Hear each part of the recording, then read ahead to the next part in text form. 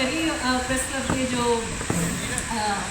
Legal minds के, तो उनके साथ हमने एक सेट ऑफ FAQs बनाए हैं 24-25, और हमें बाकायदा फॉर्मली जाके DG को हमारे इस टाइम के प्रेसिडेंट ने दे के आए, और सेक्रेटरी जनरल भी थे नीरज ठाकुर, लोग जाके दे के आए, लेकिन उसके बाद कुछ नहीं खबर आया।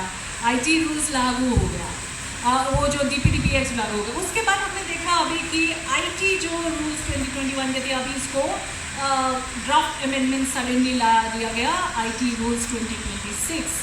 तो और कहा गया कि 14 दिन मतलब 15 अप्रैल के अंदर आपका सजेशंस दे दीजिए, ठीक है। तो this is in violation of governments own rules कि 30 डेज तो आपको मिनिमम देना पड़ता है। उसके बाद तो सजेशंस और कमेंट्स होती है, आपको वेबसाइट पे डालनी पड़ती है, लोगों को दिखाना पड़ता है to show that this is a proper process being followed.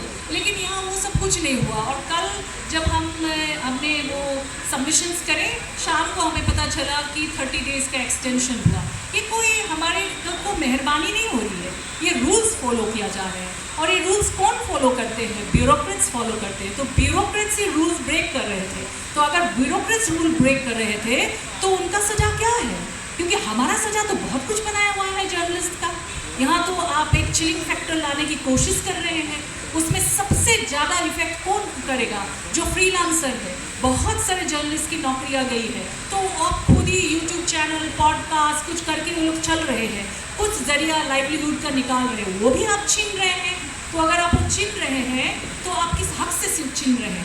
क्योंकि अभी तक तो जब हम जानते हैं कि ये तो डेमोक्रेसी ही है, और डेमोक्रेसी में हम जर्नलिज्म को तो फोर्थ पिलर मानते आए हैं, और सवाल पूछने का जो हक है हमें सरकार को कोई भी सरकार हो, किसी पार्टी का भी हो, और कहीं पे भी हो, तो ये हमें पूछने का हक है, और कॉन्स्टिट्यूशन हमें देता है, और राइट टू वर्क भी हमें कॉन्स्टिट्यूशन ही देता है।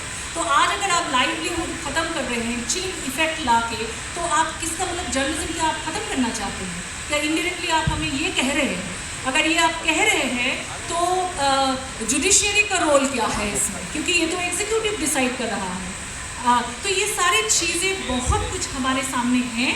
तो हमने पहला कदम उठाया, जो हमने सबमिशन करी फिज़िकली, और ऑनलाइन जो मांग रहे थे वो भी हमने कंप्लीट किया, जो हमारे सामने हैं सब कुछ।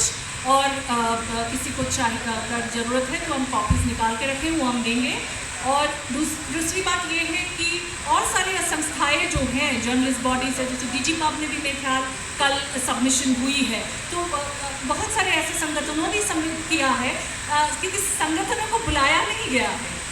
एक बात बोलना बहुत ज़रूरी है, ये संगठन बहुत सारे, जैसे DG PUB है, सबसे ज़्यादा निकली, if I am not mistaken, it's the largest body of the digital creators and platforms, isn't it? News platforms. So you are not even calling that, and I have heard, I don't know, I can't corroborate this through any other sources, but Nikita Jain and all are here from NWMI.